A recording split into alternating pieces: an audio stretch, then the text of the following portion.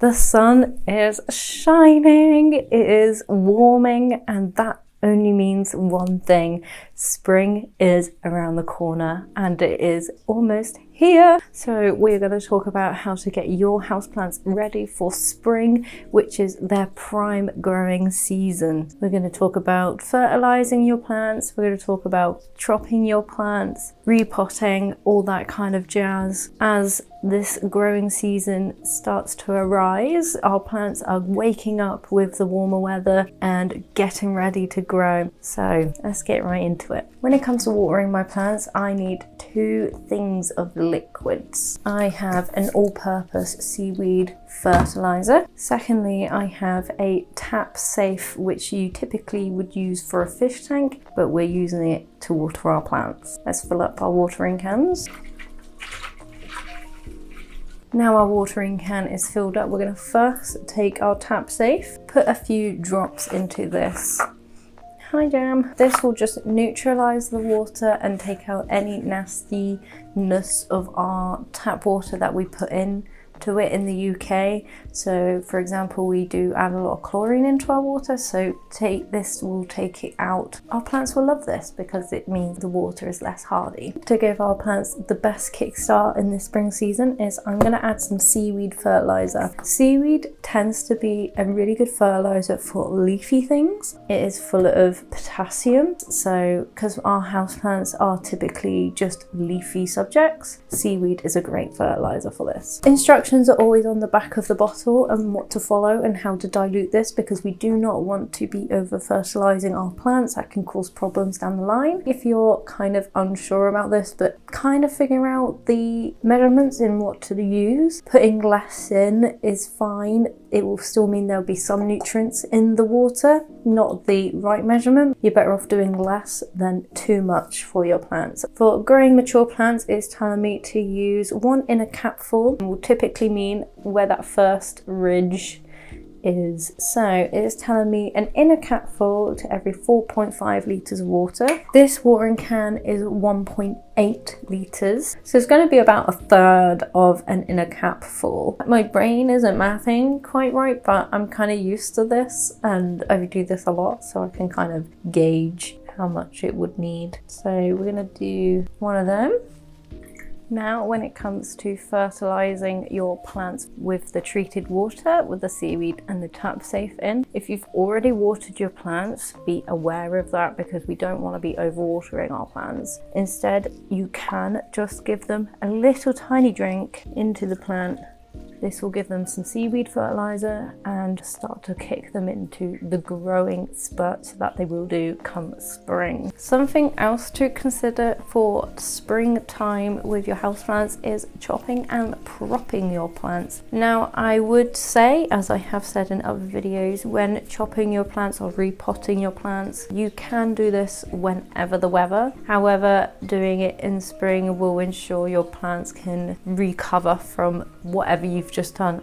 Just that a little bit easier. So a plant I have been meaning to sort out is this Ciba Blue. I'm probably not going to do the full extensive sorting out at the current time, but I do need to chop it. I have my very trusty snips here. So it is growing pretty wild and I just want to cut it back a little bit first before I tackle the bigger problem of this plant, which is constructing a whole new moss pole for this thing, which I'm going to save for another video. So make sure to like and subscribe to keep watch of that. When you're chopping a plant, you want to look out for a node. So a node on your plant is these joints on your plant where you would see a leaf growing out of it. You could also typically see some aerial roots growing out of these nodes. When we take cuttings, we want to cut below a node. So we can cut here, for example, and this makes a perfect cutting. New roots will grow out of this point here. A way you can speed up a cutting is, as we've cut below this node, you can take off this leaf. This will mean now this cutting will focus its attention on roots at this node instead of keeping that leaf there. With this piece of Ciba Blue, you can see I could probably cut this up into multiple different pieces as there is several nodes on this one strand. However, I'm not going to do that. I'm going to cut it here, kind of in the middle. Then with this cutting, it's kind of hard to tell what way it grew because it was hanging down like this. The way I can tell that is where this leaf grows out from. See how it's going up first before coming down? So that tells me the plant was originally going to grow up. So that means I want to take off this bottom leaf to encourage some roots. Now to get it rooting, I'm going to take this cutting and this pot. I'm going to take some sphagnum moss, put it in this pot like so. You could use perlite in a jam jar or a jar that you have spare. Works well as well. I'm going to put that in my pot, making sure the plant is in contact with the sphagnum moss. Sphagnum moss just retains moisture really well and creates like its own humid temperature, which encourages roots. I'm now going to pop these cuttings in my cabinet and wait for them to grow. So we're now going to move on to repotting, and I'm going to repot this little plough mani. Now the last time I repotted this guy, it kind of flopped, so I am not going to repot it into a much bigger pot. I'm going to repot it into one that is only a centimetre or so bigger. I have my compost of an all-rounder purpose mix, which is quite airy, suits the majority of my plants. I am going to put a little bit of compost into my new pot. I'm going to take my plant from its current pot. This is an old gardening trick, but we're going to put our plant like this, which holds it really nicely.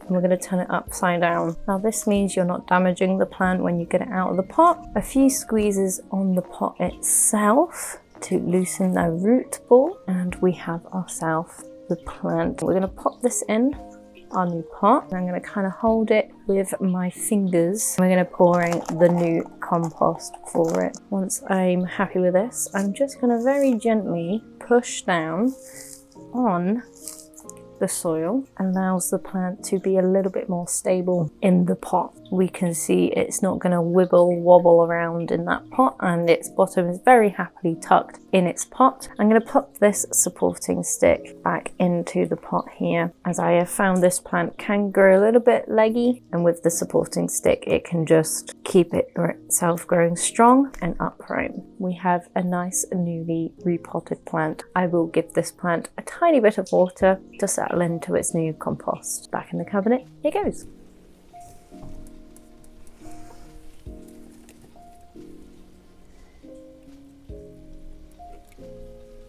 So that is a few things we can do for our plants to be ready for the spring growing season. I hope you are as happy as I am with the warmer weather coming, and I'll catch you on the next video.